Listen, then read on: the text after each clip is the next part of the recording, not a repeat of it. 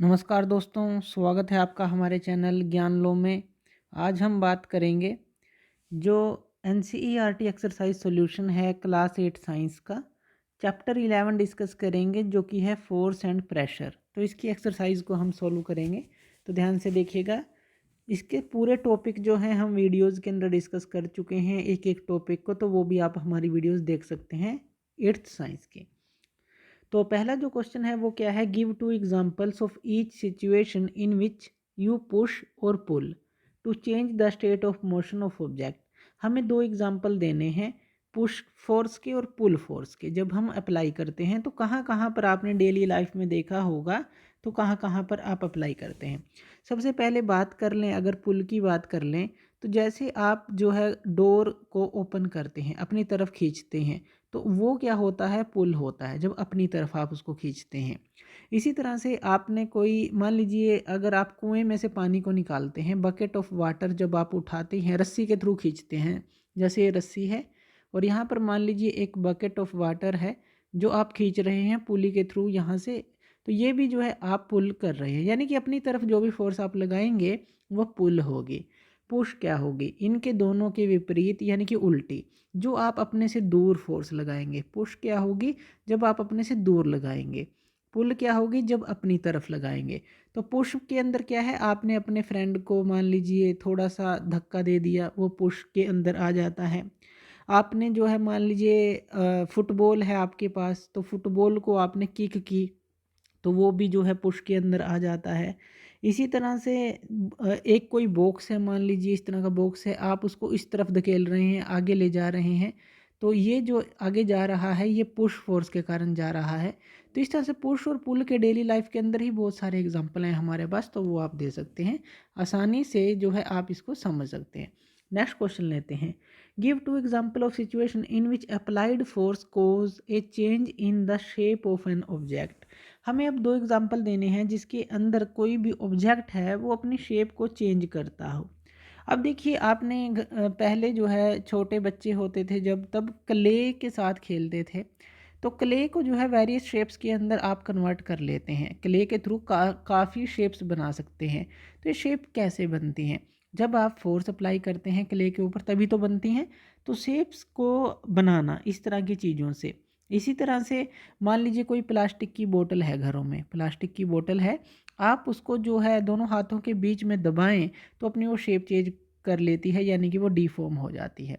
कोई कैन है, जैसे आप जो है कोई कोल्ड ड्रिंक पीते हैं तो कैन जो होता है उसको जब प्रेस करते हैं वो भी डिफॉर्म हो जाता है। तो ये सारी चीज़ें क्या है, इन चीज़ों की शेप को चेंज करना। जो आटा है, आटा गूंथते हैं घर में, तो वो भी जो है उसकी शेप को चेंज करता है। रोटी बनाते हैं वो भी उसकी शेप को चेंज करता है। इस तरह से ढेरों जो एग्जांपल हैं घरों के अंदर आप देख सकते हैं। जब आप सोफे पे बैठते हैं तो वो भी जो अपनी शेप चेंज करता है। तो सारे जो है फोर्स ये काम करती है, सारे जो चेंजेस हैं उसके कारण ये होते हैं। नेक्स्ट क्वेश्चन ले लेते हैं, fill in the blanks in the following statement. हमें फिल इन द ब्लैंक्स भरने हैं। To draw water from a well, हमें एक कुएं से पानी निकालना है, हमें क्या करना पड़ेगा, रस्सियों खींचना पड़ेगा या फिर उसको धकेलना पड़ेगा, तो पुल करना पड़ेगा, सीधी सी बात है। तो pull the rope. A charge body, एक चार्ज बॉडी है, dash an uncharged body towards it. एक आपके पास चार्ज बॉडी है, एक अनचार्ज बॉडी है, तो वो जो है आप किस क्या एक्ट करेंगे, जब चार्ज बॉडी उसके पास ले जाएंगे तो वो उसको अट्रैक्ट करेगी, सीधी सी बात है कि वो उसको अट्रैक्ट करेगी अनचार्ज बॉडी को। एक चार्ज बॉडी है, तो जैसे कि आप मान लीजिए कॉम करते हैं अपने बालों में, तो वो चार्जिंग उसके अंदर आ जाती है, तो कॉम बालों को अपनी तरफ अट्रैक्ट करने लग जाता है, तो वो अट्रैक्शन होती है। To move a loaded trolley we have to. अब एक ट्रॉली है, लोडेड ट्रॉली, जैसे ये बॉक्स था, इसके नीचे मान लीजिए टायर लगे हैं, तो आपको क्या करना पड़ेगा, इसको आप जो है अगर आगे धकेलना चाहते हैं तो आपको पुश करना पड़ेगा, अपनी तरफ खींचना चाहते हैं तो पुल करना पड़ेगा। तो दोनों ही इसके आंसर हो सकते हैं, आप उसको पुल भी कर सकते हैं और उसको पुश भी कर सकते हैं, दोनों इसके आंसर रहेंगे। Next question, the north pole of a magnet dash the north pole of another magnet. एक नॉर्थ पोल दूसरे नॉर्थ पोल को क्या करता है, वो हमें पता है, वो रिपेल करेगा। अगर वो अन जो लाइक पोल होते, जैसे कि हमारे नॉर्थ और साउथ होते, तो वो अट्रैक्ट करते, लेकिन एक नॉर्थ पोल दूसरे नॉर्थ पोल को रिपेल करेगा। तो इसका ये आंसर रहेगा। नेक्स्ट क्वेश्चन ले लेते हैं, जो फोर्थ क्वेश्चन है हमारे पास। फोर्थ क्वेश्चन के अंदर हमें क्या दिया है, एन आर्कर स्ट्रेचेज हर बो। अब देखिए कोई धनुष कमान है, उसको जब चलाने वाला है उसने क्या किया, अपने बो को यानी कि धनुष कमान को, जो इस तरह के होते हैं और यहाँ पे एक थ्रेड बंधा होता है, तो यहाँ पे जो है तीर जो है इस तरह से लगा होता है, तो उसने इस बो को खींचा। ये कहता है कि इस बो को उसने खींचा, इस पीछे की तरफ खींचा, यानी कि फोर्स लगाई। तो while taking aim to the target, यानी कि जिस भी टारगेट पर उसको ये निशाना लगाना था, see then release is the arrow, तब उसने एरो को रिलीज कर दिया, इस एरो को उसने छोड़ दिया जो ये तीर था। Which begins to move towards the target, अब ये टारगेट की तरफ जा रहा है, जो भी लक्ष्य है इसका। Based on this information fill up the gaps in the following statements using following term. इसी के बेस पर अब हमने देख लिया कि क्या किया, तीर कमान को छोड़ा है इसको और टारगेट की तरफ वो जा रहा है। अब हमें ये फिल इन द ब्लैंक्स भरने हैं। पहला, a, to stretch the bow the archer applies a force that causes a change in its. ये कहता है कि जब उसने उसको खींचा, बो को खींचा, तो उसने एक फोर्स को अप्लाई किया जो कि चेंज लाएगी, किसके अंदर चेंज लाएगी, इसकी शेप के अंदर चेंज लाएगी। तो ये आपने देखा होगा, जब भी आप इसको खींचते हैं तो इसकी शेप जो है चेंज हो जाती है, तो क्योंकि आप उसको खींच रहे हैं तो शेप के अंदर चेंज आएगी। इसका आंसर ये रहेगा, यानी कि यहाँ से देख सकते हैं जो शेप है इसका आंसर रहेगा। इन्हीं में से छांटना है हमें जो ये दिए गए हैं, यहाँ क्ल्यू दिए गए हैं। नेक्स्ट क्वेश्चन है, the force applied by the archer to stretch the bow. अब उसने बो को स्ट्रेच करने के लिए जो फोर्स अप्लाई की है वो एग्जाम्पल है, कौन सी फोर्स का एग्जाम्पल है, तो हम अपने बॉडी का जो उसमें जोर लगा रहे हैं, यानी कि मस्कुलर फोर्स लगा रहे हैं, तो इसका आंसर रहेगा ये मस्कुलर फोर्स। तो ये रहेगा मस्कुलर फोर्स, हम मसल्स की फोर्स लगा रहे हैं। नेक्स्ट क्वेश्चन है, the type of force responsible, कौन सी टाइप ऑफ फोर्स इसकी जिम्मेवार है for a change in the state of motion, कि जो स्टेट ऑफ मोशन के अंदर चेंज आया है एरो की, is an example of dash force, किस फोर्स का ये एग्जाम्पल है। तो ये एक तरह की, अगर इसके अंदर देखें तो हमें क्या क्या दिया है, तो यहाँ पे कॉन्टैक्ट दिया है, यानी कि कॉन्टैक्ट फोर्स का एग्जाम्पल है ये। कॉन्टैक्ट फोर्स का एग्जाम्पल क्यों है, क्योंकि आपको जो है इस बो को खींचना पड़ेगा पकड़कर, कॉन्टैक्ट कर कर आपने फोर्स अप्लाई की है, तो ये कॉन्टैक्ट फोर्स का एग्जाम्पल है।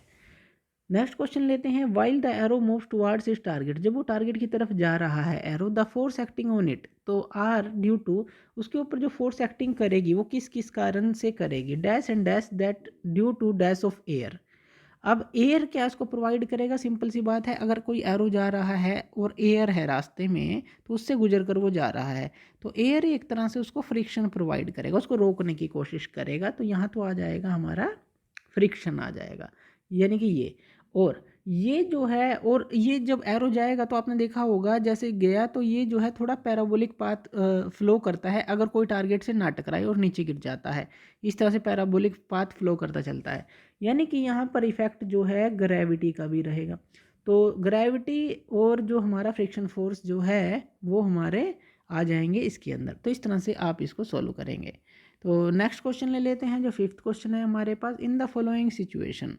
अब इस सिचुएशन के अंदर identify the agent exerting the force, जो फोर्स लगा रहा है, the object and the object on which it acts, और ऑब्जेक्ट जिसके ऊपर फोर्स लग रही है, state the effect of force in each case, effect of force भी हमें बताना है इस केस के अंदर। अब पहला क्या है, squeezing a piece of lemon, अब हमने नींबू लिया और उसके ऊपर कंप्रेसिव फोर्स लगाई है, स्क्वीज कर रहे हैं between the fingers to extract its juice, क्योंकि हमें उसका जूस निकालना है। अब हमने देखिए कौन सी फोर्स अप्लाई की है यहाँ, सबसे पहले यहाँ पे आपने मस्कुलर फोर्स का यूज़ किया है, मस्कुलर यानी कि आपने अपनी फिंगर के थ्रू जो है उसको दबाया है, फिंगर और जो आपका अंगूठा है उसके बीच में दबाया है ताकि आप इस लेमन का जूस निकाल सकें। अब आपने इसको स्क्वीज किया है तो जो शेप है लेमन की वो चेंज हो जाएगी, तो आपने मस्कुलर फोर्स का यूज़ किया, ऑब्जेक्ट है लेमन जिसके ऊपर फोर्स लगी है, तो ये दोनों चीज़ें आपने बता दी। Next, taking out paste from a toothpaste tube, जब आप ब्रश करते हैं तो टूथपेस्ट के थ्रू जो है आप जो पेस्ट लेते हैं, तो आप कौन सी फोर्स का यूज़ करते हैं? तो यहाँ पर भी आप मस्कुलर फोर्स का ही यूज़ करते हैं, क्योंकि आप अपने फिंगर अंगूठे की हेल्प से ही उसको निकालते हैं। और टूथपेस्ट ट्यूब पर वो एक्ट करती है और जिससे उसकी शेप चेंज होती है। तो यहाँ टूथपेस्ट जो ट्यूब है ये तो ऑब्जेक्ट रहेगी, और जो आपने फोर्स लगाई है वो मस्कुलर फोर्स ही रहेगी, कॉन्टैक्ट फोर्स जो है। Next, a load suspended from a spring while its another end is on a hook fixed to a wall. हमने क्या किया है, एक स्प्रिंग लिया और एक वाल पर जो है उसको लटका दिया। मान लीजिए यहाँ हुक है और यहाँ पे स्प्रिंग लटका दिया, और इसके दूसरे एंड पर हमने एक वेट को लटका रखा है। तो यहाँ पर हमें बताना है। अब देखिए यहाँ पर ये लोड हमने लटकाया है जो कि हमने W दिखाया है। तो ये जो है इस स्प्रिंग के ऊपर फोर्स लगाएगा, इसको ये खोलने की कोशिश करेगा, स्ट्रेच करने की कोशिश करेगा, क्योंकि वेट नीचे की तरफ एक्ट करता है। तो ये जो है इसको एक्सपेंड करने की कोशिश करेगा। तो स्प्रिंग के ऊपर लगेगी ये जो एक्सपेंडिंग फोर्स है, तो स्प्रिंग जो है स्ट्रेच हो जाएगा। तो स्प्रिंग की जो शेप है वो चेंज हो जाएगी इसके अंदर। तो इसके अंदर क्या है, जो लोड है यानी कि जो W है वो फोर्स लगाएगा स्प्रिंग के ऊपर और उसको पुश करेगा नीचे की तरफ, पुश करेगा इस तरफ। जब आप इसको नीचे की तरफ जो है इसको लटका देंगे तो ये जो है इसको खोलने की कोशिश करेगा, एक तरह से कह दें, और उसकी जो शेप है तो ये चेंज हो जाएगी। तो इस तरह से कह सकते हैं। तो ये होगा इसके अंदर। तो एकदम से जो है ये पुशिंग सी आ जाएगी इसके अंदर, कि एकदम से जो है ये खुलने की कोशिश करेगा। नेक्स्ट क्वेश्चन ले लेते हैं। An athlete making an high jump to clear the bar at a certain height. अब एक एथलीट है, उसको एक हाई जंप लगानी है, तो वो कौन सी फोर्स का यूज़ करेगा? तो सिंपल सी बात है, वो भी मस्कुलर फोर्स होगी जो हम खुद की फोर्स यूज़ कर रहे हैं। और किसके ऊपर लगाएगा? वो ग्राउंड के ऊपर लगाएगा, क्योंकि ग्राउंड के ऊपर वो एकदम से वो वहाँ से फोर्स लेकर जंप करेगा। तो ग्राउंड के ऊपर लगाएगा और जंप करेगा बार के ऊपर से। तो यहाँ पर ये चीज़ें रहेंगी। नेक्स्ट क्वेश्चन ले लेते हैं। A blacksmith hammer a hot piece of iron while making a tool. तो एक ब्लैकस्मिथ हैमर है और एक हॉट पीस ऑफ आयरन है। जैसे कि आपने लोहार देखे होंगे, वो लोहे को गर्म करते हैं और फिर उसकी जो शेप चेंज करते हैं। तो how does the force due to hammering affect the piece of iron. अब एक गर्म आपने इस तरह की एक रोड ले ली, मान लीजिए ये हॉट रोड है, बिल्कुल गर्म है, और ये रेड हॉट है बिल्कुल, और इसके ऊपर जो है आप हैमर्स के थ्रू जो है इसके ऊपर स्ट्राइक करते हैं। यहाँ पे मान लीजिए इस तरह का हैमर है, ये इस तरह का ये हैमर आपने ले लिया, ये क्या है हमारा हथौड़ा। तो इसके थ्रू इसके ऊपर आप अटैक करते हैं, तो इसके शेप के अंदर चेंज आ जाएगा। क्यों आ जाएगा? क्योंकि ये पहले ही गर्म है और ये एक्सपेंड होना स्टार्ट कर देगी। आपने कौन सी फोर्स लगाई है? आपने मस्कुलर फोर्स लगाई है, अपनी खुद की फोर्स लगाई है। तो ये मस्कुलर फोर्स जो है शेप ऑफ जो आयरन है उसकी शेप को चेंज कर देगी, और कोई भी डिज़ायर्ड शेप है लोहार उससे बना सकता है। लोहे की चीज़ें इसी तरह से बनती हैं जो लोहार बनाते हैं। नेक्स्ट क्वेश्चन लेते हैं। एक इन्फ्लेटेड बैलून है जिसके अंदर हवा भरी है, वाज प्रेस्ड अगेंस्ट ए वाल। एक दीवार है, उसके अगेंस्ट आप उसको प्रेस करते हैं। After it has been rubbed with a piece of synthetic cloth, यानी कि सिंथेटिक क्लॉथ से पहले आपने उसको रब किया। चलिए इसको समझते हैं थोड़ा सा। हमारे पास क्या है, एक क्लॉथ है और एक बैलून है। आपने बैलून के अंदर हवा भर रखी है अच्छी तरह से। आपने पहले ही सिंथेटिक क्लॉथ पे इसको रब किया यानी कि इसके साथ इसको रगड़ा। तो it was found that balloon stick to the wall. जब आप इसको एक दीवार है इसके पास लेके आए तो आप देखेंगे इसे चिपक जाएगा, यहीं पर ही चिपक जाएगा आप अगर इसको छोड़ देंगे। What force might be responsible for the attraction between the balloon and the wall. अब ये क्यों चिपक गया इससे, ऐसी कौन सी फोर्स है इसके बीच में, वो हमें बतानी है। तो देखिए, जब आप इस बैलून को इसके साथ रगड़ते हैं सिंथेटिक क्लॉथ के, तो इसके ऊपर जो है चार्ज आ जाता है, आज इसके ऊपर चार्ज आ जाएगा, और जो चार्ज बॉडी होती है वो अनचार्ज बॉडी को अट्रैक्ट करती है। ये भी हमें पता है, ये हमने अभी ऊपर देखा था। अब ये चार्ज बैलून को जब आप इस दीवार के साथ लगाएंगे, इस वाल के साथ लगाएंगे, तो यहाँ पर फोर्स एक्ट करेगी। कौन सी फोर्स होती है ये? Electrostatic force. तो इलेक्ट्रोस्टैटिक फोर्स जो है वो यहाँ पर एक्ट करेगी। तो ये चार्ज बैलून और वाल के बीच में ये फोर्स रहेगी, तो इसका आंसर इलेक्ट्रोस्टैटिक फोर्स रहेगा। ये हमने देखा। नेक्स्ट क्वेश्चन लेते हैं। Name the force is acting on A plastic bucket. एक प्लास्टिक बकेट के ऊपर फोर्सेस हमें बतानी है कंटेनिंग वाटर, जिसके अंदर पानी है उस बकेट के अंदर, held above ground level in your hand, यानी कि यहाँ पे ग्राउंड लेवल है, मान लीजिए ये ग्राउंड है और आपने अपने हाथ के अंदर एक बाल्टी को पकड़ रखा है। तो इस तरह से आपने मान लीजिए इसको ऊपर की तरफ खींच रखा है और ये बकेट है, इसके अंदर पानी है इस बकेट के अंदर। तो discuss why the force acting on the bucket do bring a change in state of motion. तो ये हमें बताना है। अब देखिए जब भी आप बकेट ऑफ वाटर को जैसे कि आपने होल्ड कर रखा है इस ग्राउंड से, अब देखिए ऊपर उठा रखा है आपने इसको इस ग्राउंड से, तो हम कौन सी फोर्स का यूज़ कर रहे हैं, हम मस्कुलर फोर्स का यूज़ कर रहे हैं, यानी कि खुद की फोर्स जो मसल्स हैं हमारी आर्म की मसल हैं वो उसको लगा रही है। और किसके अगेंस्ट लगा रही है, क्योंकि ग्रेविटी जो है हर चीज़ को अपनी तरफ खींचती है, तो ग्रेविटी के अगेंस्ट, ग्रेविटी के ऑपोजिट ये फोर्स लग रही है। तो ये जो फोर्स होंगी अगर इक्वल इन मैग्नीट्यूड होंगी और अपोजिट इन डायरेक्शन में होंगी, यानी कि इस तरह से इक्वल और अपोजिट हों, तब तो ये इसी पोजीशन पर रहेगा, नेट फोर्स बकेट पे जीरो रहेगी। तो अगर ये इक्वल एंड अपोजिट है तो यहाँ पर जो है ज़ीरो, अगर आप कहें या कहें कि स्टेट जो है मोशन की वो ज़ीरो रहेगी, यानी कि नो चेंज रहेगा स्टेट के अंदर।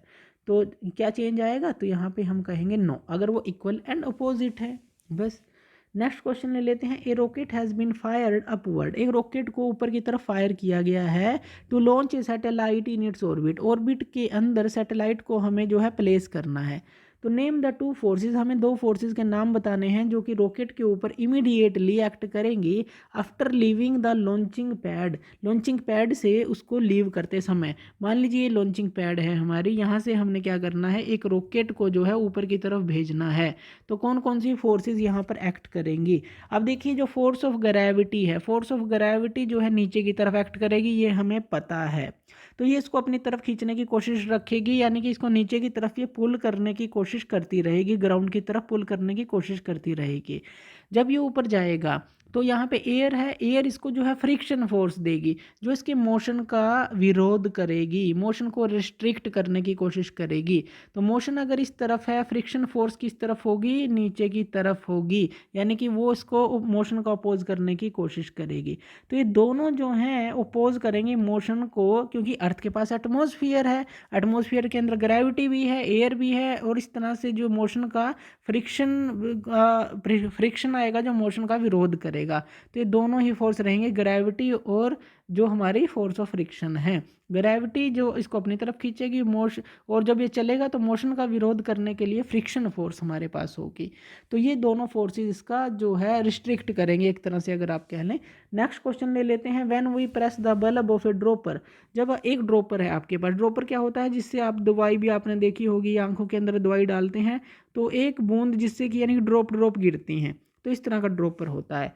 और ये जो है इसको हम बल्ब बोलते हैं, एक रबड़ का होता है। तो हम जब इसको प्रेस करेंगे, ये कहता है जब आप इसके ड्रॉपर को प्रेस करेंगे with its nozzle kept in water, अगर आप इसको एक कंटेनर में रख लें और वह यहाँ इस कंटेनर में वाटर है, तो इस वाटर जब आपने इसको प्रेस किया तो क्या होगा, तो ये कहता है कि आपको जो है बबल देखने को मिलेंगे।